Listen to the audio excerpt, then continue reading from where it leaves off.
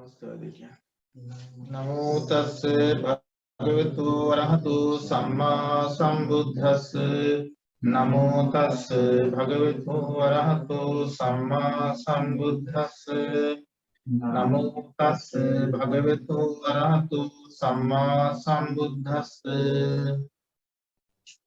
दयाम विनाटम तिरुवन शरणයි අදත් අපි සූදානම් වන්නේ අපේ සුපුරුදු අභිධර්ම පාඩම සිද්ධ කරන්නටයි පසුගිය පාඩම අපි සිහිපත් කළොත් අපි කාමාවචර සිත් කියලා අවසන් කළා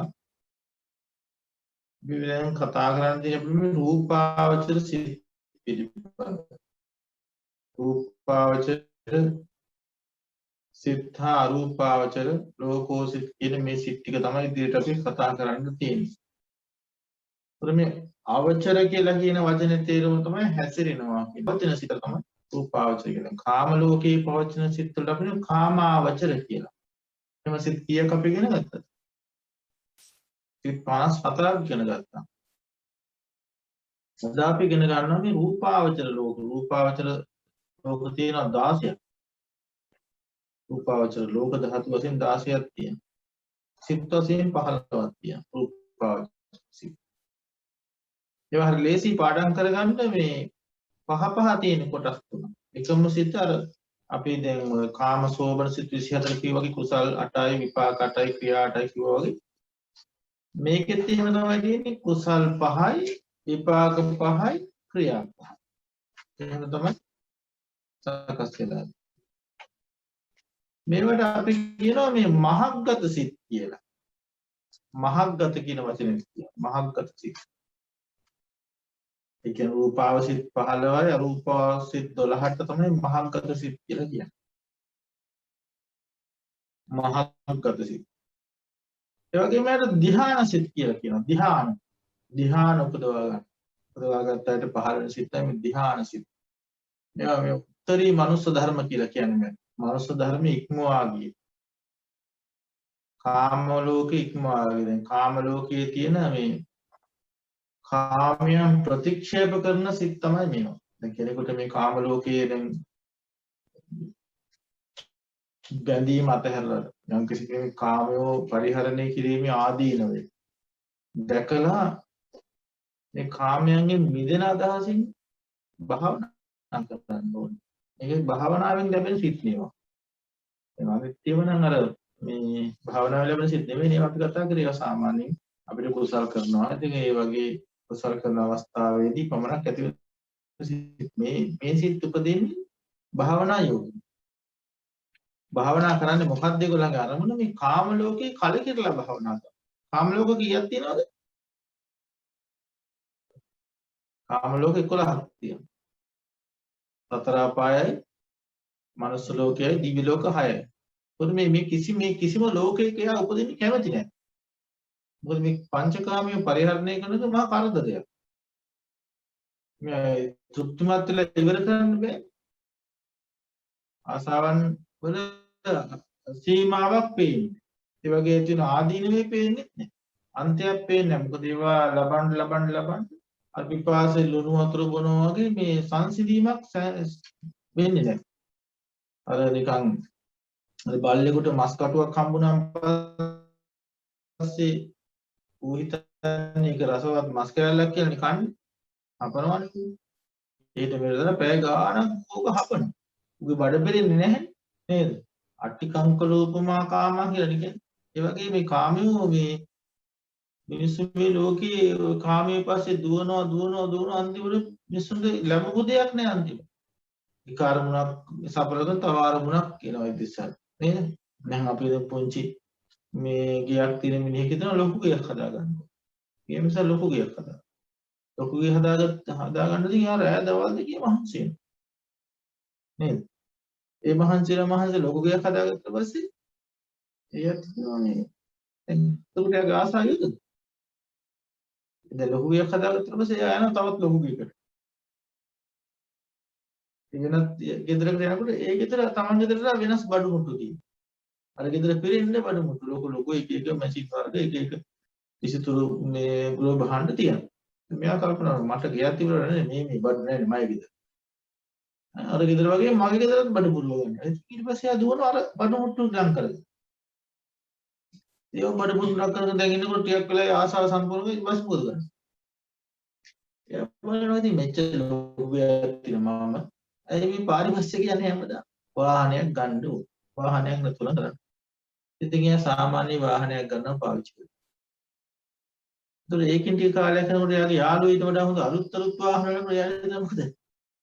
අර වාහනේට මාත් ඒ වගේ වාහනයක් ගන්න. ඒ වගේ උසස් දේවල් පහසුකම් වැඩි කරගන්න තියෙන දේවල් බොහොම ගිහින් එයා මේ ලෝකෙ තියෙන වටිනා වාහනේ පැත්තට එයාට ඒත් සෑහීමක්. බිමින් යන්න බැරි නම් උඩිමුත් යන්න. ඒක හෙලිකොප්ටරෙකුත් ගන්න.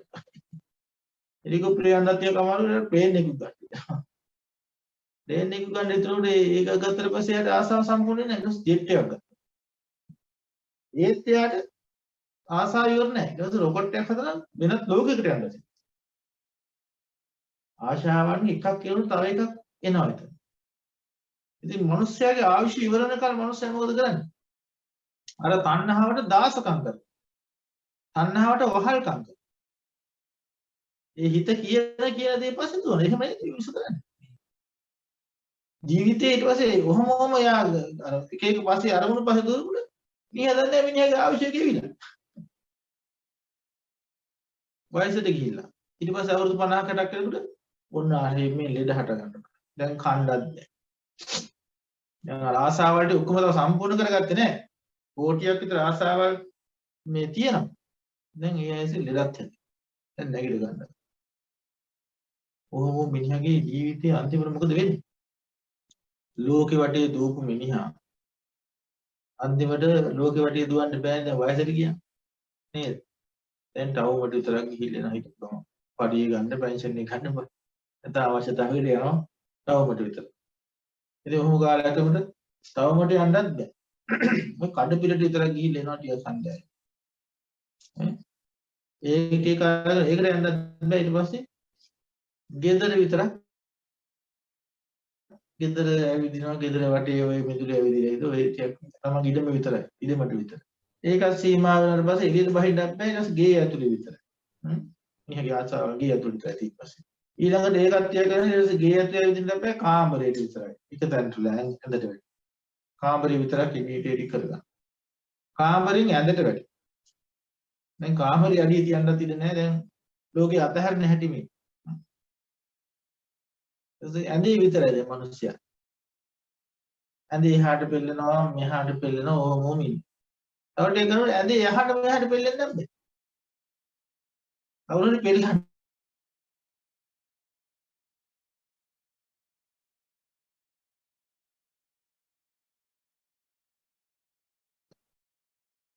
මොනවා හරි සී කල්පනාවක් නැහැ. මාස ගණන් ඔහොම ඉන්න පුළුවන් වෙනවා සමහර. ඉතින් ඔහොම ඉඳලා යා මේක දැන් කරගන්නම දෙයක් නැති වුණොත් මොකද කරන්නේ නැති වෙන්නේ. නිරත්තං කලින් කර. චුද්ධෝ අපේත විඥාන. මේ විඥානේ චුද්ධෝ කියන්නේ මෙයාව දාලා ගියා. මේ හිත ක්‍රියාත්මක කරපු ඩ්‍රයිවර් මහත්තයා මේ වාහනේ දැන් දිරලන්නේ මේක වැඩන්නේ. එයා වෙන වාහනයක් ගන්න ගියා මේක දැන් දිරන්න පටන් ගත්තා. ඊට පස්සේ ඉතින් මේක හොඳට ඉතින් මරණ කියලා දැනගත්තට පස්සේ ඉතින් නේද?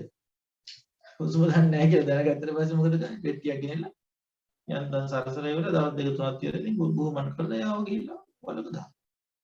ඒකෙදි කුණු වෙලා දී වෙලා ඉතින් පස් වෙලා අන්තිමට ඒ රූපෙත් ඉතින් අතුරු විපරිණාම. ඔක තමයි ජීවිතේ. ඉතින් මිනිස්සු මේ ආසාවන් පස්සේ දුවන ඕන ඔච්චරයි. ඔය ටික.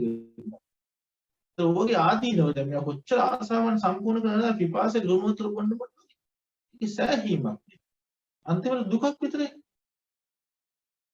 මේ කාමයේ ලං කරගත්තම ඒවා තව කෙනෙක් අයිති කරගන්නද ඒක ගහ ගන්නත්. මිනී මරන්නත්. නේද? අම්මා තාත්තත් මරනවනේ. ස්වාමියා බිරිඳව මරනවා. ගිම්මිද ස්වාමියාව මරනවා.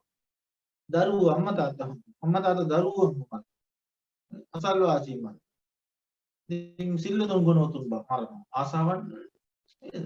ආමුරු කෙනෙකුට මොනේ මරන්න පුළුවන් කෙනෙකුට ආසාවන් සම. මොන හරි දෙයක් කරගන්න ගන්න ඊට පස්සේ ඉතින් ආමුරු විරුද්ධ වෙනවා ආමුරු මරනවා. ඒ සිල්වත් තුල ඒ ආසාවන් නිසා අප්‍රමාණ පව් කරගන්න සිද්ධ වෙනවා. ඉතින් පව් කරගෙන අපාගත වෙනවා. එක මොහොතකදී මහා සංසාරයක්ම අඳුරු කරගන්න හම්බෙනවා. ඔච්චර ගුණවත් කෙනෙක් වුණත් එක මොහොතකදී තමන්ගේ ඉවසීම නැති වුණොත් ඒ මොකද වෙන්නේ? මහා භයානක පාපයක් කරන්න පුළුවන්. ඔය හිරේ වල මිනිස්සුත් එක්ක කතා කරලා බලන්න පුංචි දෙයක් දරා ගන්න බැරුව. පොඩි දෙයක් නේ. ඉතින් අවස්ථානුකූලව ඒක දරා ගන්න පුළුවන් මිනිමරුව වෙලා අන්තිමට මුළු ජීවිත කාලෙම දුක් විඳිනවා. මේ ජීවිතෙත් පසුතැවෙනවා. පරලෝ ජීවිත අපාගත වෙලා පසුතැවෙන සංසාරේ ආයේ කවදාකවත් ඒගොල්ලන්ට ගොඩේම බොහොම කාලයක් අපාගත දුක් විඳින්න සිද්ධ වෙනවා. බුදුරජාණන්සේ ශාසනයක් පහළ වෙන බොහොම කල්ප කාලාන්තරකින් එහෙම කාලෙක ඉපේ අපිට මේ ටික අවබෝධ කරගන්න. ඉතින් ඒ අවබෝධ කරගන්න අවස්ථාවත් ඒගොල්ලන්ට මග හැරලා. මුළු ජීවිත කාලෙම අර කරගත්තේ පවට පසුතැවිච්ච ඉඳලා මුළු සංසාරෙම අඳුරු කරගන්න ජීවිත අප්‍රමාණවත් තියෙනවා. ඒ මිනිසුන්ට තේරෙන්නේ නැහැ මොකද්ද මේ අවිද්‍යාව සියල්ල වහලා තියෙන්නේ. මෙන්න මේ ස්වභාවයේ මේ ආදීනව පැත්ත. අපි මේක හැම හොයනවා බීම් හොයනවා අපි හැමදාම පිරිසුදු කරගන්න ඕනේ නේද? සුද්ධ පවිත්‍ර කරගන්න මේ ඔක්කොම ආදීනව. ආහාර හොයාගන්න ඕනේ. මේ කාම ලෝකවල ජීවත් වුණාම අප්‍රමාණ ආදීනව ගොඩක් තියෙනවා.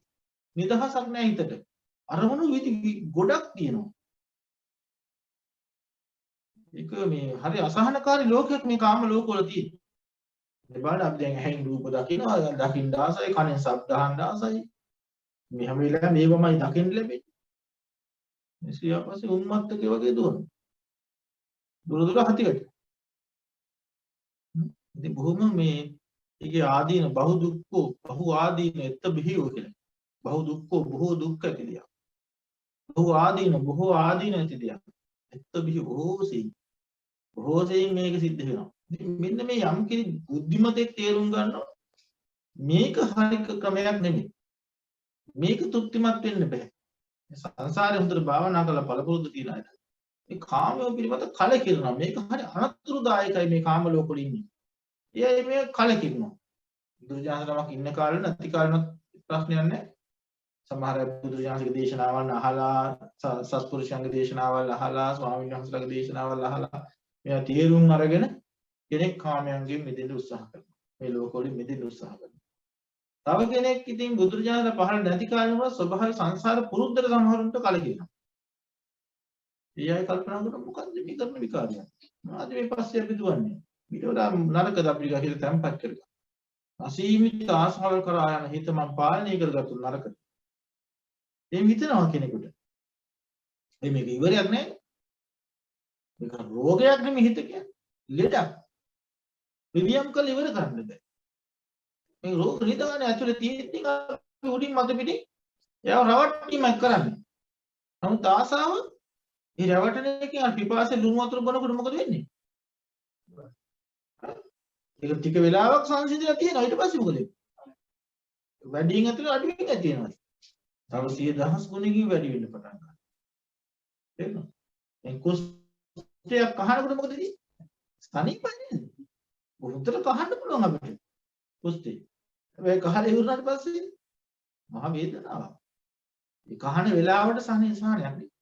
අපි හිතන මේ අපේ ආශාවන් සම්පූර්ණ කරගන්න වෙලාවේදී හරි ෂෝක් නෙමෙයි කියන්නේ. අර රසවත් නේ කියලා. නමුත් මේකේ ආදීනව කොටස ඊට පස්සේ මේකේ හිතට බලපාන මේ අසහනකාරී බව පසුතැවිල්ල අප්‍රමාණයි. ඉතින් මේව ඥානවන්තව තේරුම් ගත්තට පස්සේ කෙනෙක් කල්පනා කරනවා මේ එක එක අරමුණු පස්සේ ගිහිල්ලා මේ තෘප්තිමත් කරන්න බැරි නේද? මේ තණ්හාවට වහල් කංකරට වඩා හොඳ මම මේ මගේ හිත පාලනය කරගන්න. මොනවද මේ වගේ තියෙන්නේ? හැම දෙයක්ම ලස්සනයි කියලා කිව්වොත් මොනවද මේ ලස්සන දේවල් වල තියෙන්නේ? ඔයගේ ආදීනව බලන්න. ආදීනව කල්පනා කරලා මේකෙන් මිදෙන්න ඕනේ මම. මේ කාම ලෝකවලින් මම මිදෙන්න ඕනේ. මේ දුකෙන් මම එතර වෙන්න ඕනේ කියලා කෙනෙක් කල්පනා. තේරුණාද? එහෙම කල්පනාව එඤ්ඤා සංසාර පුරුද්දටම දැන් මේ සසරේදී දැන් ඔය කාමියෝම පරිහරණය කරගෙන ඇවිල්ලා කාම බලාපොරොත්තු ඇතුව ඉතින් අර ඉපදුන අය ඒකම මත්තෙන් මැරීගෙන ඉන්නවා. ඒක අතහරින්නේ අර කූඩල අල්ලගත්තා වගේ තමයි. මරුවත් අතහරින්නේ. ඒ වගේ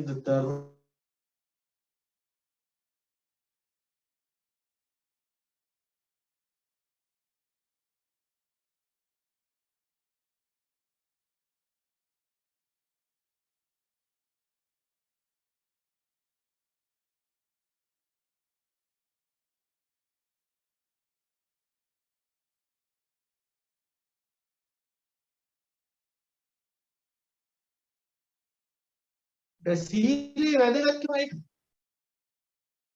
එහෙනම් සීලේ වැදගත්කම කියන්නේ අන්න ඒක. සීල රකින්න ඕනේ අනේ හේතු නිසා. ඊළඟට උච්චාසයන මහාසයන සැප සම්පතේ ආසන වල ඉඳගන්නේ. සාමාන්‍ය සරල ආසනයක ඉඳන් හිටුම් පවත්තා. ඊළඟට ජාති රූප රහිත මිල මුදල් පරිහරණය කරන්නේ. පැවිද්දෙක් නම් දසීලේ මිල මුදල් පරිහරණය කරන්නේ නැහැ. ඒ සම්බන්ධයෙන් ආසාවල් කිසි දෙයක් ඒ වගේ උපසම්පදා සීල කැබරට යන්න උපසම්පදා සම්බන්ධ ගහක් කොලයක් කපන්නේ. පොළොවත් හරන්නේ. ඒ තරම් සංවර භාවය. ඉතින් හැම ආකාරයකින්ම උදා උද කෙලස් ධර්මයට යන අවස්ථාවල් මඟ හරවගන්න. ඔය කෝටියක්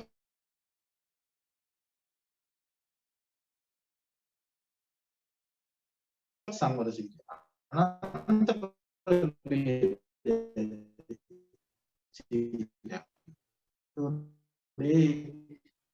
ඒ විදිහට අපි සීලයෙන් ශක්තිමත් වෙනකොට අර කෙලෙසුන්ට අපේ ජීවිතේට කාන්දු වෙන්න තියෙන දේවල් තමයි වහලා තියෙන්නේ. එන්න විදියක් නැහැ. සීලය ශක්තිමත් කරගන්න. අනේ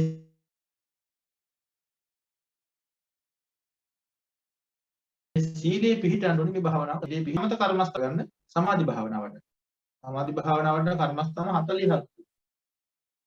දස කසින, දස අනුස්සති, දස අසුභ. ඒ විදිහට මේ ආහාරී පටික්කුල සංඥාව එතකොට සතර බ්‍රහ්ම විහරණ සතර අරූප භාවන චතුර්ධ ධාතු අවස්ථාන භාවන ඒ විදිහට තියෙන මේ භාවනා කර්මස්ථාන 40ක් ඒකකින් එකක් හරි වඩලා ඉතින් ඒකකතාවය හදාගන්න එකම අරමුණ දීර්ඝ වශයෙන් හිතවල වඩා ගැනීම කරන්න භාවනාව ඒක අමාරුවෙන් කරන්න ඕන දෙයක්. ඒක හරියට කියනවා නම් දැන් මේ කුළුහරකෙක් නිද අපේ හිත හරියට කුළුහරකෙක් වගේ. කුළුහරක් කියන කොටස ඉන්නේ මේ මිනිස් වාසයේ නෙමෙයි. උන් හරි පුෂ්ටිමත්.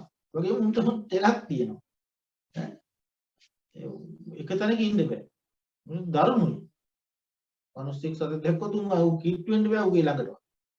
ඒ තරම් අපේ හිත අර කුළුහරකෙක් වගේ බොහොම හැටිද රළු පරුස කෙනෙක් දෙයක් තමයි හිත කියලා කියන්නේ. නේද? මේක දැන් ගොවියෙක් දකින්න අර කුළුහරකා බොහොම පුෂ්ටිමත් කෙනෙක් කරත්තකාරයෙක් හරි දකින්න මේ සතාව අල්ලගත්තොත් හිත හීලය කරගත්තොත් සෑහෙන වැඩක් කරන්න පුළුවන්. මේ මොනසියා මේ දේශි අභියෝගයක් නේ බාර ගන්න. මොකද කරන්නේ මේ සතාව නිතර හැසිරෙන තැන නිරීක්ෂණය කරනවා. උගුලක් කටවලා මේ සතා උගුලට අසු කරගන්න. දැන් අර නිදහසේ ඇවිදගෙන හිටපු මහා දාමරික සතා මේ වල් මීහරකා කොහොමද දැන් අර උගුලට අවුනට පස්සේ මොකද කරන්නේ? අර නිකන් සාමාන්‍ය විදිහට දැඟලිල්ලද ඊට වඩා වෙනස් දැඟලිල්ලද උටි. ගොඩක් දඟලන වැඩිනේ. ඒ උදෙන් අර නිදහස් ජීවිතේ නැතිද? දැන් මූ උගුලට අහුවෙච්චා මූ මොකද කරන්නේ? උගුලෙන් කඩලා යන්න කරන්න පුළුවන් හැම දෙයක්ම කරනවා. එතන පස් පෙරලලා පැමි කඩාගෙන යන්න හදලා උගේ ඇඟත් තුවාල කරගෙන කොහොම හරි මෙතනින් පැනලා යන්න උත්සාහ කරනවා. මේ කලබලයේ දකින්න මේ මිනිස්සයා කල්පනා කරනවා මේ කණන් අල්ලන්න පුළුවන් මන්නේ කියලා අතහැරියොත් ඒ උත්සාහය අසාර්ථකයි. එයා දන්නවා ඒ සතුන් අල්ලන කෙනා දන්නවා මේ සතාව මේ උගලට අහුණා මෙහෙමයි මෙයාගේ හැසිරීම. කොහෙටද? මොකද්ද කරන්නේ? කණ්ඩ බොණ්ඩ දෙන්න කොහෙද තියෙන්නේ? කාමත් ඉලකල් තියෙන. ඔහේ දඟලන. පුළුවන් තරම් දඟලලා උඩ දැන් හෙම්බත් වෙලා ඒ කණුව වලට වැටිලා තියෙන්නේ. දැන් කණ්ඩ බොණ්ඩ නැහැ. උගියක් දෙල බහැලා දැන් අර ඕනොඩ තියෙන විශේෂකාරකම අඩු වෙලා මේ ඊට පස්සේ මොකද කරන්නේ? අන්න එතකොට උඩ කැම ටිකක් දෙනවා. වතුර ටිකක් දෙනවා. දුරේ ඉඳලා විසි කරන්නේ ඉස්සෙල්ලා. ඊපස්සේ ඌ දැන් අරගෙම ඉන්නේ මාස ගානක්. උගුලෙම ඉන්නවා මාස ගානක්. ඒ උඹට කරන්න දෙයක් නැහැ. ඌ පුරුදු වෙනවා දැන් අර වතුර දෙන වෙලාවට කෑම දෙන වෙලාවට. මනුස්සයත් එක්ක හිතවත්කම. කෑම එක බලාපොරොත්තු වෙන්නේ. එහෙම දැන් අර මිනිස්සු ළඟට යනවා ගිහලා ඔළුවක් පොඩකට ගන්නවා. තාම උගුල් ඉස්සේ නැහැ. කොහොම මාස ගානක් පුරුදු වෙනකොට ඌ දැන් අර උගුලට උරු වෙලා මිනිස්සුන් හුරන පස්සේ මීට අරගෙන ලිහලා නහයට ලරුවක් දාගෙන අරගෙන ගිගම. අරන් ඇවිල්ලා ඌට ඉතින් ඌට අර ජීවිතය අමතකයි. අර කැලේ මේ අත දුවපු අර මේ සෙල්ලක්කාර ජීවිත ඌට අමතක කරලා දැන් අර කියන දේ අනුවල්ලන ආස්ලනුව දාලා දීපුවා පස්සේ අර මිනිස්සයා මොකද කියන්නේ ඒක කරනවා. කොයි බරක් හරි කරේ දීපුවම ඒක ඇදගෙන යනවා.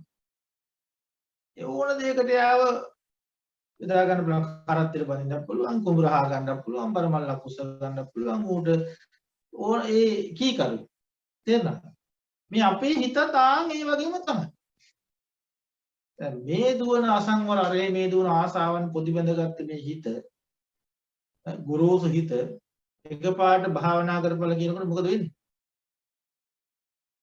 ඈ කකුල් ගැක්කමයි හාඳුරන්නේ භාවනා කරන්න ඈ හිත දුවනවා හිත එකඟ කරන්න බෑ අර එකක්කුමයි මේකක්කුමයි හිතට සිතිවිලි එනවා අතීතයේ දේවල් මතක් වෙනවා අරකට මතක් වෙනවා මේකත් මතක් වෙනවා කරපු අකුසල මතක් වෙනවා ගෙවල් දොරවල් මතක් වෙනවා දූ දරුවෝ මතක් වෙනවා ඒක ප්‍රශ්න තරහකාරයෝ මතක් වෙනවා කියපු කරපු දේවල් මතක් වෙනවා ශරීරයේ වේදනා එහෙම එනවා එක මොහොතක්වත් පරියන්කින් ඉන්න බෑ එක තත්පරයක් වගේ දෙයකට තියාගන්න බෑ ඒක දුවන ඒ ඇස්සේ ආයෙ එක ටිකක් කියන කරුණ ආයෙ කකුල් දෙක දෙදෙනවා ආයෙ නැගිටලා දුවන්න හිතනවා දැන් ඇති කියලා හිතනවා මේක කයි යුද්ධයක් මේ හිත අර පුරුහර කර ඉගුලට අහුනට පස්සේ තමයි මේක දැනෙන්න පටන් ගන්නේ දැන් නිකන් වහේ විහිළු තහල කර කර කෑ කෝක ගහර එහෙම ඉන්නකොට අපිට මේක තේරෙන්නේ නැහැ අපේ මගේ හිත හොඳයි මරනකොට හිතා ගන්න පුළුවන් මට මගේ හිතාගේ හොඳ හිතක් ඉතින් අපි හිතියට භාවනාවට දාලා බලනකොට මිනිස්සු හිත බලාගෙන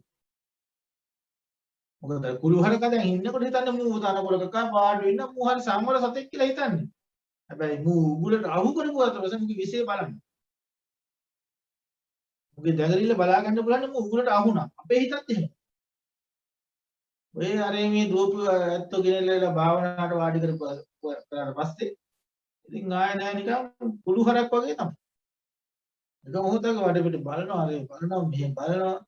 දැන් ඇති කියනවා දැන් නැගිටිනවා දැන්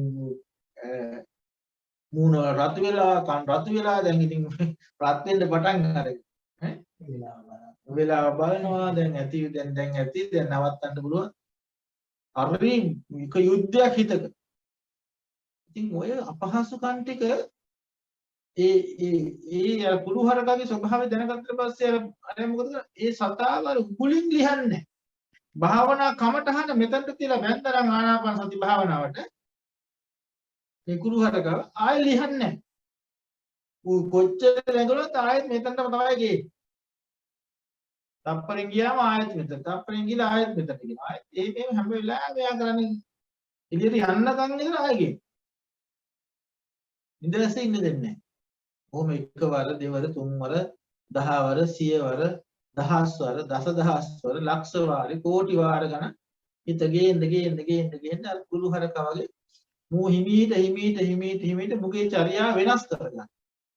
ටික තැම්පත් කරලා ඊටසේ දැන් ටික විනාඩි තප්පරයක් ඉන්න බැරි එක දැන් විනාඩියක් ඉන්නවා. දැන් විනාඩි දෙකක් ඉන්නවා. විනාඩි 3ක් ඉන්නවා. විනාඩි 5ක් ඉන්නවා. විනාඩි 20ක් 30ක් ඉන්න පුළුවන්. මොකක්වත් අරමුණක්. අර මුලදී අපහසුකම් ටික ඔක්කොම විඳින්න ඕන. දැන් එතනදී අර දැඟලිල්ල දැකලා ඉවරලා මට බෑ කියලා පැනලා ගියොත් එහෙම කවදාකවත් මේ සතාව ඉක්මව ගන්න බෑ. ඒ කියන්නේ මේ හිත හදන්න බෑ. හදන්න බෑ කියන්නේ සමාධිය උපදවන්න බෑ. සමාධිය උපදවන්න බෑ කියන්නේ ප්‍රඥාව උපදවන්නත් බෑ. කවදාකවත් එහෙම නිවන් දකින්න බෑ. එහෙනම් මොකද මේ පරාජය වෙන්නේ මොකෙන්ද? නිවන් මගින් පරාජය. නිවන පැත්තට යන්න බෑ කවදාවත්. ඒ බයයිනේ. ඉතින් පුරුදු රටාවට ඉඳ දෙන නිකා හිටියා. සමහර අය මේ භාවනා වැඩසටහන් වලට එක දවසේ අපෝ මට ගන්න බෑ කියලා යනවනේ යන්න. එක දවසින්ම ඒක එපා වෙනවා.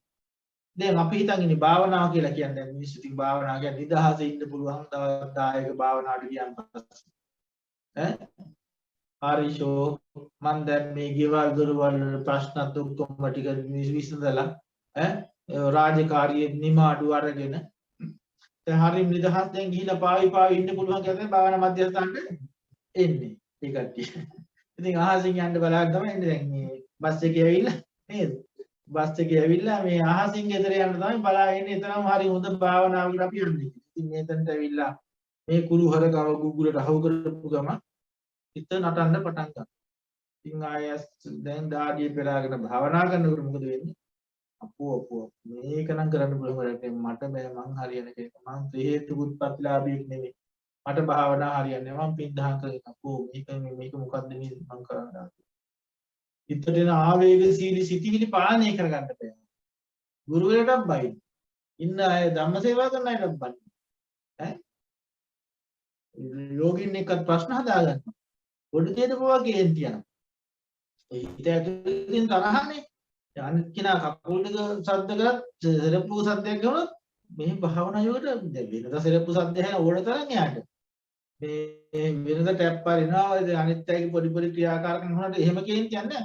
භාවනා කරන වෙලාවට කවුරු හරි කියන ශබ්ද කරොත් එහෙම මේ කේන්ති යනවා. ඇයි ඉන්නේ හැම වෙලාවකම අවශ්‍යකද ඉන්නේ. එතකොට පොඩි දෙයක පවා ඒගොල්ලෝ කිපෙනවා. ඒ වගේ දේවල් ලැබෙනකොට මට දැන් පාවෙන්නත් නෑ උඩින් යන්නත් නෑ මේක මේ මොකද්ද මේ ගිනි ගොඩකට ඇදලා දැම්මා වගේ වැඩක් නෙමෙයි වෙලා තියෙන්නේ. නිදහස නෑ හිතේ තිබ්බ නිදහසවත් නෑ නේද? දැන් ගුරුහර කාට ඇවිදලා හිටිය පස්සේ නිදහසවත් නෑ. දැන් විහිර කරලා පස්සේ උඩ තවත් අපහසුයි. දැන් භාවනා මේ වගේ අපහසු දෙයක් කියලා එයා මොකද කරන්නේ? භාවනා ආරම්භයේදීම භාවනා එපා කරලා යනවා. අර අපහසු විඳින්නේ නෑ. එහෙම එන්නේ ඒ අභියෝග ටිකට තමයි. අපි මුහුණ දෙන්න ඕනේ මුල භාවනා. ඒ තමයි අපි මාරේ අරගෙන. ඒස අපි අර ගුරු මහත්තයා මේ සතාව අතහරින්නේ කොච්චර දැඟලුවද? හිතපන් මම එළියට ඵලයක් මම ආයෙ කියනවා. මගේ රාජකාරියක. සිත 100,000 වාරයක් එළියට පයින්නවා මම 100,000 වාරයක් කියනවා මම සෑහලුයි. ඒ ගැන මම මේ පසුතැවෙන්නේවත් ඒ ගැන හිතන්නේ සිතේ ස්වභාවයේදී යන එක මගේ ස්වභාවය ගන්න. මගේ රාජකාරිය. සිතේ ස්වභාවය එළියට පයින්නේ. මගේ රාජකාරිය මම ගන්නෙ. ඔය 1000 වාරයක් කියොත් 1000 වාරයක් මම 100ට කියනවා. 1000 වාරයක් කුසල් ඉපදිනවා. සිහියෙන් මේක හොඳට මතක තියාගන්න. සිත භාවනාවෙන් එළියට එනකොට 80ට යනවා. ඒක කුසලයේ නෙමෙයි. 80 තියෙන්නේ. හැබැයි සිහියෙන් ආයෙ ගේනකොට කුසලයට ආයෙ ගේන්නේ. සතිමත් බවට ගියේ. ඒක කුසල. ඒක කුසල්නේ උපදින 1000 වාරයක් ගෙනව 1000 වාරයක් කුසල. නේද? ඒ ගැන අපි සතුටුයි. මම නිකන් හිටියනම් භාවනාවට වාඩි වෙන්නේ නැත්තම් මට 1000 වාරයක් තියා මට ජීවිත කාලෙම 80 මං ඉන්නේ ප්‍රමාදීව. මෝහයෙන් මුලා වෙලා අවිද්‍යාවෙන් මම ඉන්නේ 80. ඒ වෙලාවෙම මම මරනොත් මොකද වෙන්නේ? හා? අනිවාර්යෙන් අපාගත වෙනවා. 80 ඉන්නේ. හැබැයි 100න් භාවනාවට භාවනා ආරමුණට ගේන වෙලාවේ හෝ භාවනා වඩන වෙලාවේ මම මරනොත් මොකද වෙන්නේ? සුගතියක උපදින මම කුසල් සිතකි. කරුක උපකාර.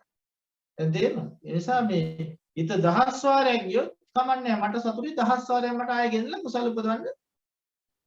ඉතින් හිතට යන්න අපි ආයෙ ගෙන්න.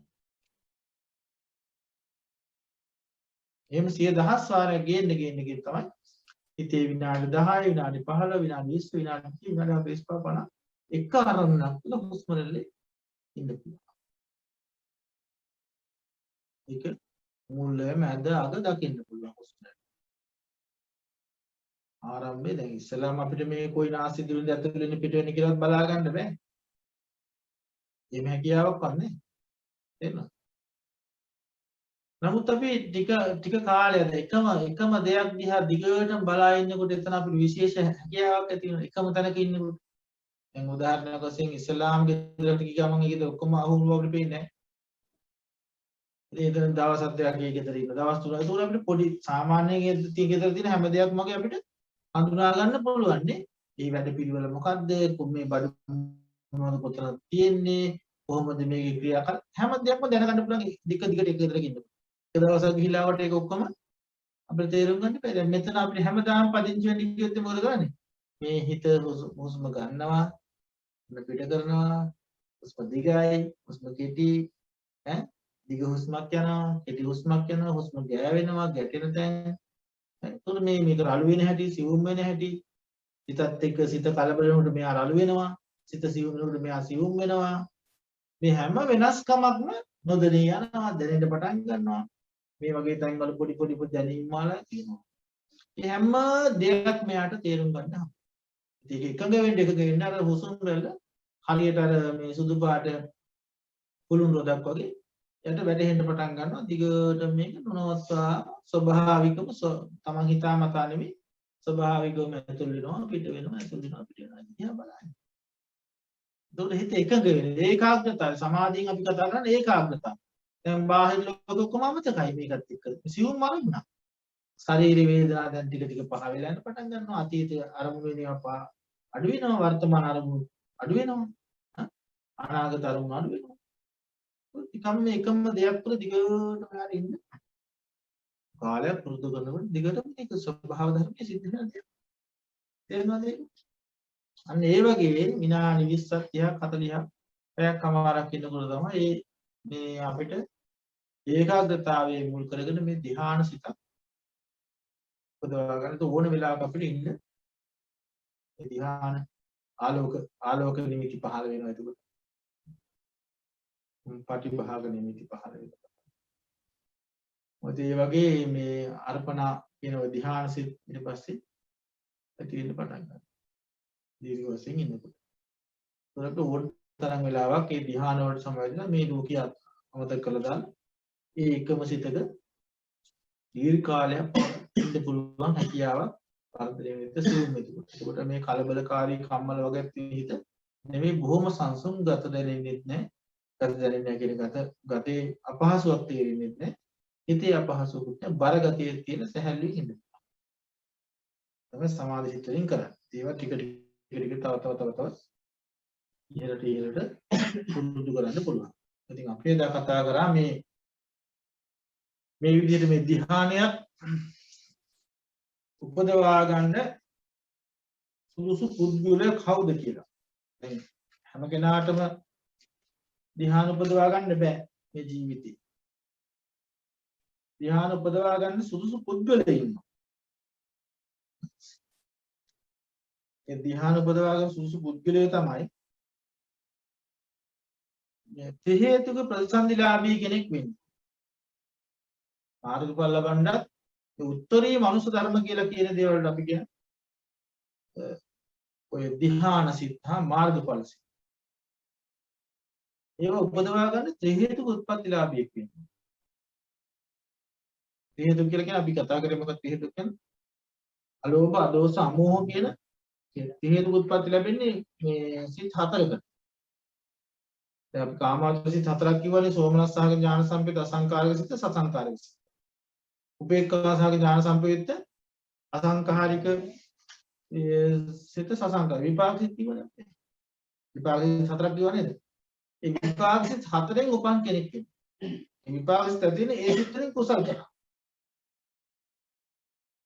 ඥාන සම්පේත කුසල් සිත් හතරෙන් කුසල් කරාම විපාක සිත් දෙකයි ප්‍රසන්න සිත් පහයි. අන්න ඒ වගේ ප්‍රතිසන්දිලාභියෙක් වෙන්න ඕනි මහා විපාක සිත් හතරෙන්. ඥාන සම්ප්‍රයුක්ත මහා විපාක සිත් හතරෙන් වන් කෙනෙක් වෙන්න ඕනි. තේරුණාද? එතකොට සුගති අහේතුක, දුගති අහේතුක, දිහේතුක පුද්ගලයන් සීලේ කොච්චර මුදුන් පමුණවා ගත්තා. සුගති අහේතුකයෝ කියලා කියන්නේ කාටද? අපි එදා කතා කරේ. ජාතියන්ද ජාති බදින ඒ කියන්නේ මන්ද බුද්ධික කෙලතොළු ඒ කියන්නේ අපේ බුද්ධිය අඩු අය නේද? අහේතුක අය. ඔය අංග විකල වෙලා මන්ද බුද්ධික වෙලා මේ කඩුපාඩු සහිතව මනස දුර්වල උපදින මිනිස්සු. කුසලයේ දුර්වලව කරලා. වුණාට එපාට කුසල් කරලා තියෙනවා. ඔය එපා වෙන විදිහට. පින් කරනකොට එපා කියන්නේ පින් කරනකොට කලකිරීමෙන් පින්. සතුටෙන් පින් කළා නැහැ. පිනක් කරනකොට අපි සතුටක් ඇති කරගන්න බෑ. මේ කරන දේ පිළිබඳ තෘප්තිමත් නැහැ. කවුරු හරි කියන්නම් වාලේ කාගේරි බල කිරීමට සිත එපා කරවගෙන ඔය වෙනත් ලෝකවල කල්පනා ලෝක වෙන සාත්වාදිකව විතරයි අර හරි නුවණින් කලේ නෑ ගලප. ඒ වගේ තමයි සුගති අහේතුක වේලා උපදින බුද්ධිය මද උපදින. සුගතික උපදින කුසලයේ නිසා. දුගති අහේතුක කියලා දන්නා තිරසං ආදී සතු දුගති අහේතුක. හේතුක පුද්ගලයෝ විනාශ කරනකොට ඥානය දුන්නේ විවිධාකාර අරමුණු තිබ්බේ උගල. නුවණ නෙමෙයි තිබ්බේ මේ ග්‍රහ අපලට නැති කර ගන්න අදහස. රස්සාවට යන්න අදහසින් එහෙම නැත්නම් අනිත් අයගේ කීර්ති නාමය බලාගෙන නැත්නම් ඊළඟවතාවේ ඡන්දය ඉල්ලන්න තියෙන ඒකට මිනිස්සුන් ප්‍රසාදය දෙන ගණක චෛත්‍යයක් හදනවා පන්සල දිනු කරනවා ඒක අරමුණ තියෙන නිවන් දකින්න නෙමෙයි වෙනත් ඥාන විප්‍රයුක්ත ඉතින් අන්න ඒ වගේ කුසලදී උපන් අය දැන් ඒ වගේ සිත්වලින් ඥාන විප්‍රයුක්ත සිත් කරලා නැහැ භාවනාව. ඒකට භාවනාවට හිත යොමු වෙන්නේ නැහැ කරන්න තමයි පුරුදු. දැන් අපි මේ කරන භාවනාව මේ ගන්න වීර්ය ඊළඟ ජීවිතෙත් මුළුවීම තියෙන හැම ඒකට. ඒක අනිවාර්යෙන්ම තියෙන්න ඕන දෙයක්. ඊළඟට මොකද්ද? ඊළඟට කියනවා මේ තේරුක ප්‍රශ්න ලැබුණේ නමුත් මේ ආත්මේ මෞපියන් දරීමාදී පංචානන්තරි පාප කර්ම කරනවා. ඊයටත් බෑ කියලා කියනවා. මහත් වූ ධන සම්පත් තැනත්තාද මේ ඒ ධන සම්පත් වලට දෙන ලෝභකම නිසා ඒ වතහරින්න කැමති නැහැ. දැන් මහා පුණ්‍යවන්ත ඉපදෙනවා. මොහොතර වස්තුව එයාට තියෙන වස්තුව නිර්කල නම්බුනාම තනතුරු නේද? ජනාධිපති ගන්න ලැබිලා මැතිවරණ ගන්න ලැබිලා මහා ධනවත් ලැබිලා නිර්කල නම්බුනාම ලැබුණාට පස්සේ අපෝ මේක දාලා ඇවිල්ලා ධ්‍යාන උපදවන්න කවුරුත් කැමති වෙන්නේ නෑ නේද? ඒ කට්ටියට ධ්‍යාන උපදවන්න ගියොත් මොන භාවනාවද මම මේව දාලා යන්නේ කොහොමද? එහෙම ඒගොල්ලෝ දේශින් ගලවන්න 30 උත්පත්තිලාභ වෙන්න පුළුවන්. ධ්‍යාන උපදවන්න ශක්තියක් තියෙන බව නමුත් ඒ වස්තු කාමෙන් බැඳිලා. කෙලෙස් කාමෙන් බැඳි. ඊනකට මේ උපසම්පදා භික්ෂුන් වහන්සේලා නම් පරාධිකාපත්තියටපත් වුණා නම් ඒත් බෑ. උපසම්පදා භික්ෂුව සීලය කඩාගත්තා. එතකොට එයාට නැවත මහානකම් පිළිටන්නේ නැහැ. ඒ වගේ පරාධිකා හතරක් තියෙනවා. ඒ පරාධිකා හතරෙන් එකකටපත් වුණොත් මේක කරන්න හම්බෙන්නේ නැහැ. ඊට පස්සේ නීති මිත්‍යා දෘෂ්ටියකටපත් වුණොත් එහෙම. නීති මිත්‍යා දෘෂ්ටි කරතොත් එහෙම එයාටත් මෙලොව පරලොව විශ්වාස කරන්නේ නැති කර්ම කරබල විශ්වාස කරන්නේ නැති කෙනෙකුට කවදාකවත් මේක අවබෝධ කරන්න බෑ. ඉතින් මේ විදිහට ධ්‍යානලාභී ආචාර්යවරයෙක් හමුවේ පිරිසු සීලයේ පිහිටාගෙන උන්වහන්සේගේ අවවාද අනුශාසනා ලබාගෙන තමන්ගේ චරිතයට ගැළපෙන කමඨහන ගන්නත් ඕන. දේශ චරිත, මෝහ චරිත, විතරක චරිත, බුද්ධි චරිත. ඔය තියෙන ගොඩක් චරිත. ඒ චරිතයට ගැළපෙන විදිහේ කමඨහනක් ගන්නත් ඕනේ. ඒ ඕලාරික විරස්තරම් ප්‍රහාණය කරන්න මූලික කමඨහන් දෙමෙයි. දැන් අපි හිතමු කෙනෙකුට මනින්ම කේන්තියන් චරිතයක්. ඒසී පොඩ්ඩක්වත් එහාට මෙහාට වෙන්න බෑ හරියට කිපෙනවා. හරියට කේන්තියන. ඒ අය මෛත්‍රී භාවනාව වඩලා තමයි ඒ ඕලාරික බව සංසිඳවල තමයි ඊට පස්සේ අර මූලික කමඨහන් දෙන්නේ. සමහර අය රාග අධිකයි. උත්තම රාග සිතිවිලි එනවා. පාලනය කරේ. ඒකට එයාට පිළිකුල් භාවනාව, කායගත සති භාවනාව දීලා ඕලාරික බව තුනී කරලා ඉවරලා තමයි ඊට පස්සේ යන්නේ. අර කමඨහන වඩන්නේ. ඒක පාටට සිවුම් කමඨහනක් දෙන්නේ මොකද? ඒකට රාගයේ පරිපූර්ණ වෙයි. ශ්‍රද්ධාව අඩු චරිත තියෙනවනේ. එයාට ගොඩක් වෙලාවට බුද්ධාස්ති භාවනාව වගේ දීලා ශ්‍රද්ධාව දියුණු කරලා එහෙම භාවනා කමඨහන් දෙන්න. ඒ වගේ එක චරිත වලට ගැළපෙන විදිහට ඒ කමඨහන් සුසු කමඨහනක් දීලා ඒ වගේ ඕලාරික කෙලෙස් යටපත් කළා තමයි ඊට පස්සේ යාට මූලික කමඨහනක් දෙන්න ඕනේ. භාවනාවට යෝග්‍ය ගෝචර ස්ථානයකට එළඹ තුරුණුවන්ට තමන්ගේ ජීවිතේ පූජා කරලා මේක ආරම්භ කරන්න ඕනේ භාවනා කරන්න. ඒකට සීලේ මේ පිරිසු සීලේ පිළිටන්න ඕනේ. පිරිසු සීලේ හිතේ නැත්තම් කවදාකවත් එයාට පිරිසු සමාධියක් ලබන්න බෑ. ඒ කාය දුස්චරිත, වචී දුස්චරිත වලින් එයා සම්පූර්ණයෙන්ම දෙන්න ඕනේ. කයින් වචනෙන් වැඩි කරන්න බෑ සමාධිය කරන්නේ. තේරෙනවද? ඒක වචන බොහොම මෛත්‍රී සහගත වචන වෙන්න ඕනේ. නැත්නම් සමාධිය ලැබෙන්නේ. කයමුත් කිසිම කෙනෙකුට අපහසුයක් වෙන ප්‍රාණඝාත ආදී කිසිම අකුසලයක් වෙන්න බෑ. ඊළඟට වැරදි ජීවිතාවෙන් ඈත් වෙන්න ඕනේ. මාංශ වේලදාම් කරලා, වසවිස වේලදාම් කරලා එක විදිහට කූට උපක්‍රම වගේ වංචනික විදිහට ජීවත් වෙන හොරට මානනවා, හොරට කියනවා, වංචනික වැඩ කරනවා, ලාභ බඩු උසස් බඩු කියලා විකුණනවා. ඒ වගේම නරක ව්‍යාපාර දිනවා. මිනිස්සු රවට්ටන දේවල්. අන්න ඒ වගේ කූට දේවල් කරන්න හොඳ නැහැ. ඒ වස්තුකාමයන් කරේ ඇලීමක් නොමැති විසිය යුතුයි. මේ ධ්‍යාන උපදවා ගන්න ඕන නම් වස්තුකාමයන් කියන්නේ මේ විදිහට භෞතික දේවල් වල තියෙන ආසාවල අතහරින්න. අතහරිනවා කියලා කියන්නේ මේක දාලා යනවා කියන එක නෙමෙයි. දැන් අපි රත්තරන් භාජනයක් තිබුණා අපි දන්නවා මේ රත්තරන් භාජනයේ තියෙන්නේ මොනවද? පඨවි ආපෝ තේජෝ වායෝ වර්ණගත ඕජාගේ සුද්ධාෂ්ටක කලාප ටිකක් ඉතින් මැටි කෝප්පේ තියෙන මොනවද? ඒත් ඒ වගේ ටිකක් තමයි තියෙන්නේ. නේද? පොල් කටුවේ තියෙන මොනවද? ඒකෙත් ඒ ටිකම තමයි තියෙන්නේ. මැටි කෝප්පෙන් බිව්වත්, පොල් කටුවෙන් බිව්වත්, රත්තරන් කෝප්පෙන් බිව්වත් වතුර කොණ්ඩ පාවිච්චි කරන විතර අරක බැඳීමක් නැහැ. විශේෂයක් දක්වන්න බෑ. මේ හැම දෙයක්ම ලස්සන දේ පරිහරණය කරන්න පුළුවන්. වටිනා දේ පරිහරණය කරන්න එපා කියලා ධර්මයේ කියන්නේ නෑ. හැබැයි කියන්නේ ස්ථාවර. දැන් කෙනෙක්ගේ ඒ වටිනාකමක් දෙන්න එපා ඒ විශේෂ වටිනාකම. මම රත්තරන් භාජනෙන් කන්නේ මේ ඒක තමයි තියෙන හින්දා. හැබැයි ඒක නෑ කියලා මට දුක් වෙන දෙයක්වත් ඒකක් නෑ කියලා මම පසුතැවෙන්නවත් අතට හරි කමන්නේ තියෙන දෙයක්. ඒ ලද දෙයින් සතුට වෙන එක කියන්නේ කිසිම දෙයක් ගැන බලාපොරොත්තු තියාගන්න. අපිච්චතා සන්තුෂ්ඨිත ගුණ තියෙනවා. එකයි මේ නිවන් දකින්න වස්තුකාමයේ තියෙන්නේ බර ඕනේ මට මේ ඕනේ මේවා කන්න නැතුව මට බෑ මේවා කන්න ඕනේ මට මේවා තියෙන්න ඕනේ මේ තරක නිදා ගන්න ඕනේ මේ භාජනයක් මට තියෙන්න ඕනේ මේ බෙහෙත මට තියෙන්න ඕනේ එහෙම කියලා නීති පනවාගත්ත කෙනෙකු කවදාකවත් නිවන් දකින්න කියන්නේ මේ ධ්‍යාන උපදවා ගන්න බෑ. මොකද ඒගොල්ලෝ මේ ලෞකික ජීවිත තවද අත්හැරලා නැහැ අල්ලගෙන ඉන්නේ. ඒක සමහර අය ඉතින් ඔක්කොම පහසුකම් ටික තියාගෙන හැම එකක්ම තියා මේ භාවනා කරලා ධ්‍යාන උපදවලා අපි විශ්වාස කරන්නේ ඉතින් මෙයා මේ ඉතින් ආධ්‍යාත්මික තුනේ යම්කිසි අත්හැරීම ලෝකයේ මන්දිරයක ජීවත් වෙන්න පුළුවන්. හැබැයි යා ඉතින් ඒව අත්හැරලා ඉන්නේ කෙනෙක්. ඒ හිත අපිට අඳුරන්න පුළුවන්. චාරියා ධර්මනේ මේ පුංචි දේ නැති වුණා කියලා කෑකෝ ගහනවා නේද? මේ එහෙම කෙනෙක් වෙන්න බෑ. එයාගේ හැසිරීම රටාවෙන් කතා බහෙන් දෛනික ජීවිතේ ගත කරන විදිහෙන් අනිත් පැත්තක මේ සහයෝගයෙන් ජීවත් වෙනකොට එයාගේ තියෙන අඩුපාඩුකම් එයාගේ තියෙන සංවරකම් එහෙම බලා ගන්න පුළුවන්. මෙයා කොයි වගේ කෙනෙක්ද? චරිතය. සකස් වෙන්න ඕනේ තියෙන අසවල් අත්තර කෙනෙක්. අර මේ කවුද මේ බන්දුල මාලිකාව වගේ නේද? අර තමන්ගේ ස්වාමියායි දරුවෝ ටික ඔක්කොම එක දවසේ මරණයට පස්සේ සාරිපුත් සාසල ධම්මේද බෙදා හිටියනේ. ඒ වෙලාවේ අනිවිදියා ඒක ඔක්කොම ඉන්නේ ගහගෙන. කම්පාවක් හිතේ නැතුව වැඩ කරා. මේ ධර්මතාවයන් හොඳේ අවබෝධය අන්න එහෙම හොඳ කෙලෙස් ධර්මයෙන් අතහැරපු හිතක් තියෙනවා.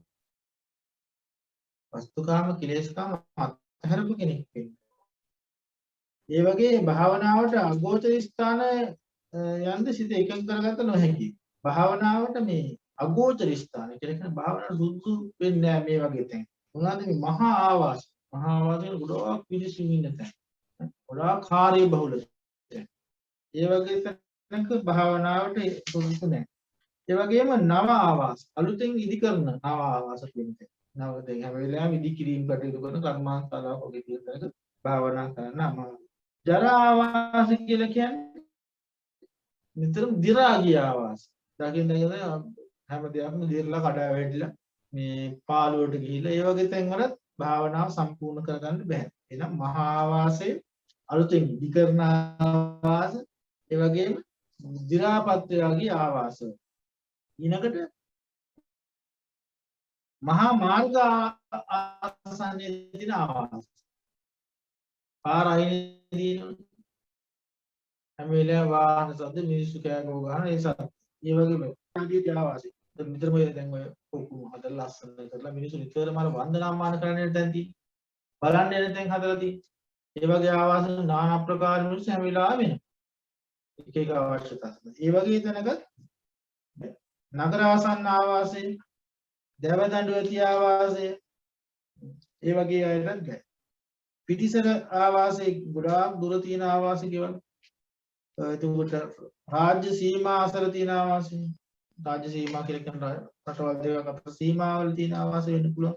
ඒ වගේ විතර කලකෝල වල තියෙන්න පුළුවන්. ප්‍රශ්න නේ වගේ හැමිලා. ඉතින් ඒ වගේ තැන් වල බෑ. එතකොට විසභාග රූපයන් හා පුද්ගලයන් ඇති ආවාසය. විසභාග රූපයන් වෙලාවෙම තමන්ගේ භාවනාවට විරුද්ධ රූප නිතර පේනවා. දකින්න ලැබෙනවා. ඒ නිතර එනවා. ඒ එතකොටත් මේ භාවනාව සාර්ථක කරගන්න අමාරු තැනක් කියලා කියනවා. අමනුෂ්‍යයන් ඉන්න ආවාසෙත් බෑ. ඒක කල්යාණ මිත්‍රයන් නැති ආවාසෙත් බෑ. අමනුෂ්‍යයෝ ඉන්නවා නම් සමහර අභූතවරයෙම ඉන්නෝ ඒගොල්ලෝ භාවනාවට විරුද්ධ වෙනවා. ඒ වගේ තැනකට තමයි. ඊළඟට කල්යාණ මිත්‍ර සම්පත්තිය නෑ. කවුරුත් භාවනාවට උදව් කරන්නේ නෑ. භාවනා උනන්දු කරන්නේ හැම වෙලාවෙම භාවනා කරන විශ්ව හදා ගන්න සෝ භාවනා කරන. මොකද මේ භාවනා ලැබුවු දෙයි අද උඩින් යන්නද ඔබ වහන්සේලා මේ හදන්නේ. එහෙම කට්ටිය භාවනාවට විරුද්ධව කතා කරන සමහර. භාවනාව අනුමත කරන්නේ නැහැ. ඒකට කිසිම මේ කල්යාණ මිත්‍රයෙක් උදව් කරන්නේ නැහැ. ඉතින් මේ වගේ තැන්වල භාවනා කරන්න බෑ කියලා කියනවා. එතකොට ශේස්ත්‍රාසන්නාසගෙන කුඹුරු වද පිට තියෙන තැනක ළඟම වටේට කුඹුරු. ඒ වගේ තැනකත් මේ වගේ මොකද මේ වගේ හැම වෙලාවෙම මිනිස්සු වැඩ කරනවනේ. ඊට පස්සේ මේ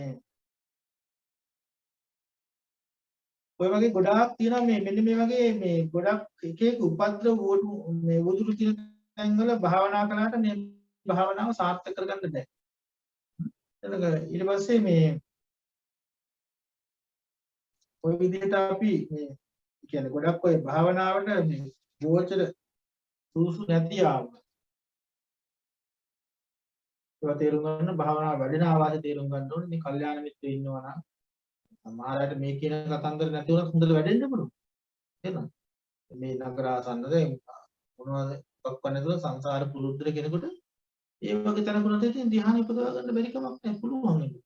එතන කල්යාණ මිත්‍රයෝ ඉන්නවා නම් මේ කියනවාද දානමාන ඔක්කොම හරි නැහැ. මේ කල්යාණ මිත්‍රයන් වහන්සේලා කියන භාවනාවත් වැඩි. එහෙනම් ඒ ආවාද දාලා යන්න එපා. දානමාන නැතුණත් එතන ඉන්න කියලා. තමන්ගේ හිත වැඩනවා නම් ඔය මොනවා අඩු වුණත් තමන්ට තේරෙනවා තමන්ගේ හිත කුසල්සිත පිරෙන්නේ නැතුව දිගට මෙතන වැඩෙනවා නම් ඒ භූමිය තුල අර අනිත්‍ය ඔක්කොම නොතලකා හිටලා එතන ඉන්න කියලා.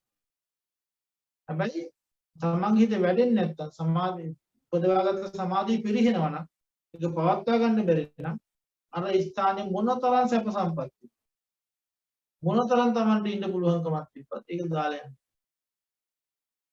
යන්න. ඒක පිරිච්ච ධ්‍යානෙ උපදවා ගන්න. ඒ වගේ මේ අපිට මේ උපදවා ගන්න පුළුවන් භූමි තියෙනවා. ඒවා දැන් උත්සාහ කරන්න ඕනේ. තමන්ට දැන් ගොඩක් වෙලාවට මේ ජීවිත ගත කරන අයට තමන්ගේ ගෙදර වුණත් ඒ පරිසරය සකස් කරගෙන උපදවා ගන්න බැරි කමක් නැහැ. හරියට ඒක විදිහට මහන්සිලා කරගත්තොත්. ඉතින් ඔන්න ඔය විදිහට මේ ඒ පළවෙනි රූපාවචර සිත් පිළිබඳව අපි කතා කරා. ඉතින් තවත් මේ කාරණාවක් දැනගන්න අපි දැන් ඔය මේ රූපා මේ සිත් වලින් ධ්‍යාන සිත් වලින් අපි කරන්නේ මේ පංච නීවරණ ධර්ම යටපත් කිරීම කියලා. පංච නීවරණ ධර්ම ප්‍රතිපක්ෂ ධර්මතා ටිකක් තමයි මේ ධ්‍යානාංග කියලා කියන්නේ. ධ්‍යාන උපදවා ගැනීම කරන්නේ කාමච්ඡන්ද. කාමයන්ට කාමච්ඡන්දය ධ්‍යානට විරුද්ධ. මාර්ගඵලවලට විරුද්ධ. ඒ ආවරණය කරනවා. යන්න දෙන්නේ නැහැ. මග අහුරන. මිනිස්සු ගොඩාක් මේවට අහු වෙනවා. මේ නීවරණ ධර්ම පහ. ආවරණා නීවරණා පඤ්ඤාය දුබ්බලී කරනවා. මේක නිවන් මඟ ආවරණය කරනවා. නිවන් මඟ වහනවා. ප්‍රඥාව නුවණ දුර්වල යන්න දෙන්නේ නැහැ.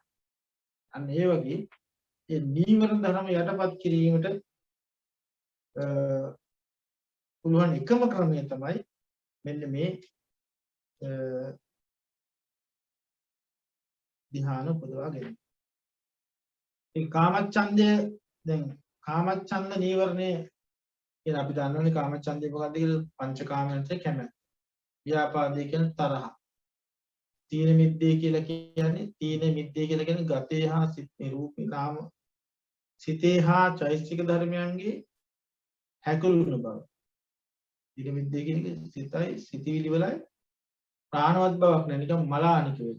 දුර ගතත් ඒකට අනුගත වෙනවා. ගතත් හැම වෙලාවෙම නිදිබර ගතියයි, එපා වෙච්ච ගතියයි, මේ දෙයක් කරන්න තියෙන ගතියයි, කම්මැලි ගතිය ඔක්කොම එනවා. ඒක තියෙන මිද්දේ. ඒතර භාවනා කරන්නත් බෑ. තරහ තියෙන කෙනෙකුට භාවනා කරන්නත් බෑ. එක එක ආසාවල් තියෙන කෙනෙකුට භාවනා කරන්නත් බෑ. උද්දච්ච කුච්ච උද්දච්චය කියලා කියන්නේ හිත නොසන්සුන්. හැම වෙලාවෙම හිත එකඟ බව තියෙන්නේ. අර මේ ඊට වඩා තියෙන කොඩියක්. හැම වෙලාවෙම කෙලෙවෙන. ඒක අරමුණක තියන්නේ. ඒකම අවිස්තන ස්වභාවයක් තමයි මේ උද්දච්චය. මේ අපි එක ඉගෙන ගන්න චෛතසික කාණ්ඩයේදී අපි ඉගෙන ගන්න මේක එක මේ සිතිවිලි වල ස්වභාවයන් පිළිබඳ. කුක්කුච්චය කියලා කියන්නේ පහුතැවෙන. නොකල කුසල් පිළිබඳ පණේ මට මේ කුසල් කරගන්න බැරි වුණා නේ කාලේ. කළ අකුසල් පිළිබඳ පසු. විචිකිච්ඡාව කියලා කියන්නේ මොකද්ද විචිකිච්ඡාව කියන්නේ? බුද්ධ ආදී අටතන පිළිබඳ එක අපේ විචිකිච්ඡාව ගැන ඉගෙන ගත්තේ පසුගිය පාඩම් වලදී. ඔන්න ඔය විදිහට මේ ධ්‍යාන සිත් උපදවා ගන්න ඔය නීවර ධර්ම යටපත් කරලා ඒකාග්‍රතාවයේ දිනු කරන ටික අපි ධ්‍යානාංග පිළිබඳ අපි ඊළඟ සතියේ කතා කරමු. ධ්‍යාන වශී කර ගන්න ආකාරය පිළිබඳ ධ්‍යානයක් උපදවා ගන්න ආකාරය පිළිබඳ ඊළඟ පාඩමේදී අපි කතා කරමු. අදට මෙන්න මේ කාරණා ටික මතක තියාගන්න. මේ මොකද්ද අපි අද කතා කරේ? ධ්‍යාන උපදවා ගන්න පසුබිම අපි කතා කරා. ඊළඟට ධ්‍යානයක් උපදවා ගන්න මොනවද මේ කාමයන්ගේ ආදීන දැකලා දැන් කොහොමද භාවනා පටන් ගන්න ඕනේ? මේ භාවනා පටන් අරගෙන ඒ විදිහට ක්‍රමානුකූලව යාගේ හිත ඉහළට අරගෙන යන ආකාරය දිහාගෙන ඒ වගේම ධ්‍යානයක් උපදවා ගන්න සුදුසු නුසුදුසු කවුද? ඒ කියන්නේ හැම කෙනාම ත්‍රි හේතුක උත්කෘෂ්ඨ ප්‍රතිසන්දිලාභී වෙන්න ඕනේ මේ ධ්‍යාන උපදවා. ඒකයිට ඉතින් ඒක නෑ කියන්න කියලා අපිට කියන්න බෑ කාටවත් නෑ. බුලිමාල වගේට ත්‍රි හේතුක ප්‍රතිසන්දිලාභී තියෙනවා. දේවදත්තට තියෙනවා. පංචානන්ද කර්ම කරපු නිසා එයාට කරගන්න බැහැ. සුනීත සෝපාකර දරුවන්ටත් තියෙනවා. අටාචාරාවටත් තියෙනවා.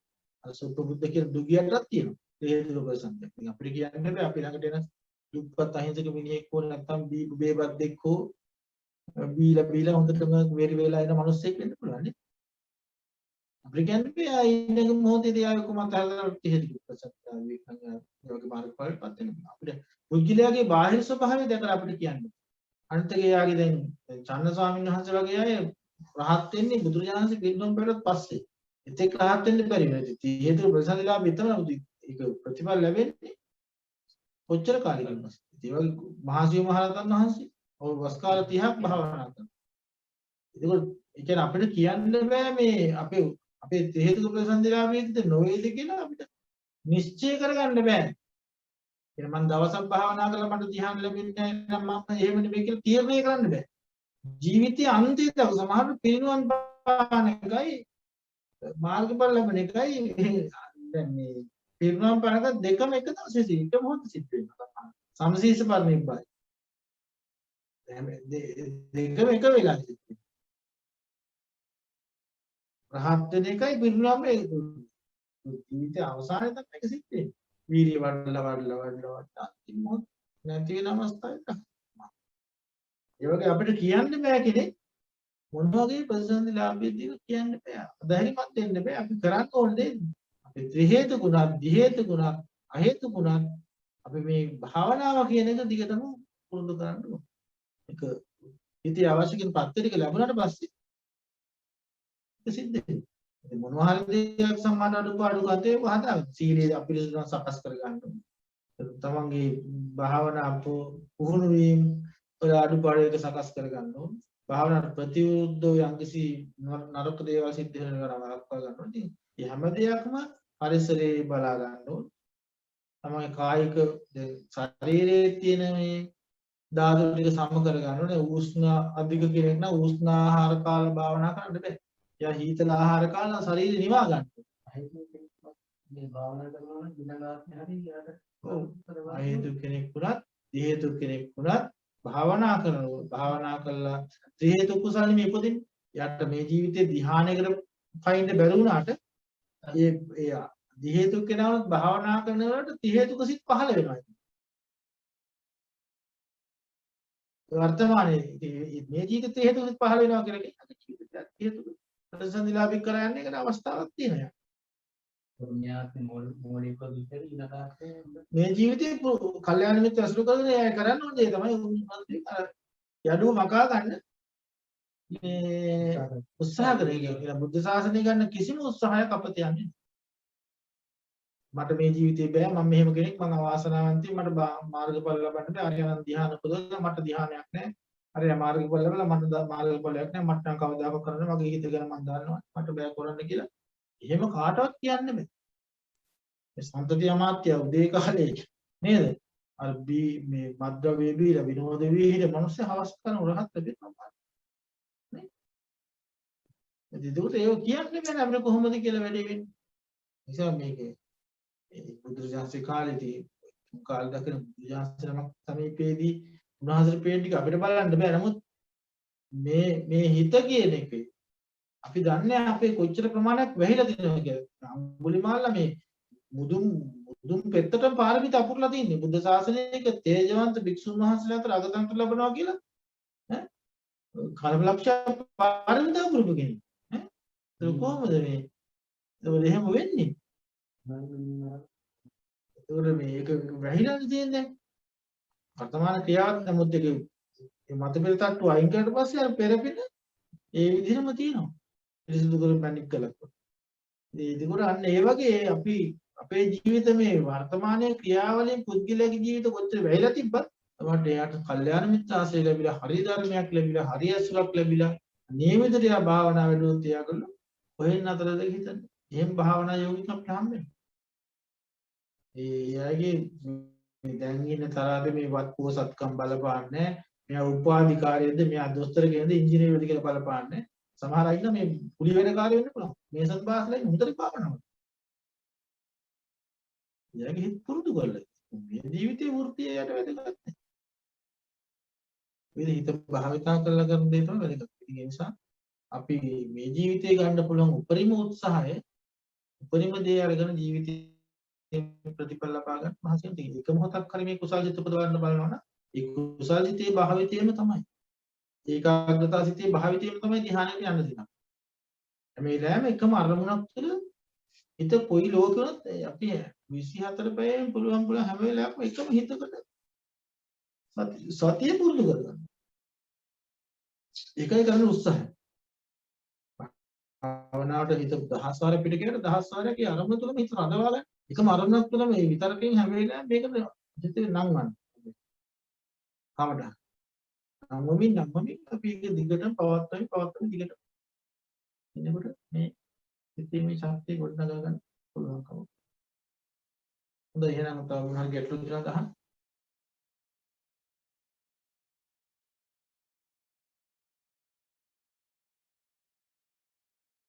බුද්ධියන දාන්න. හොඳයි අපි එහෙමනම් අද මේ ධර්ම සාකච්ඡාව මෙතන නතර කරමු. ඊළඟ දවසේ අපි විශේෂ පිළිබඳ අපි එකිනෙක අංග පිළිබඳ අපි සාකච්ඡා කරමු.